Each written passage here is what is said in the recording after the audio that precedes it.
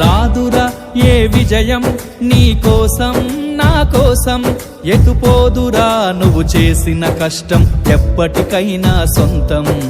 కాలంతో పయనించేవాడికి కానిది ఏముంది, సాధనతోనే సాధ్యమవ్వునని సదాశయంతో సాగర ముందుకు. రాదురా ఏ విజయం నీ కోసం నా కోసం, ఎటుపోదురా నువ్వు చేసిన కష్టం ఎప్పటికైనా సొంతం.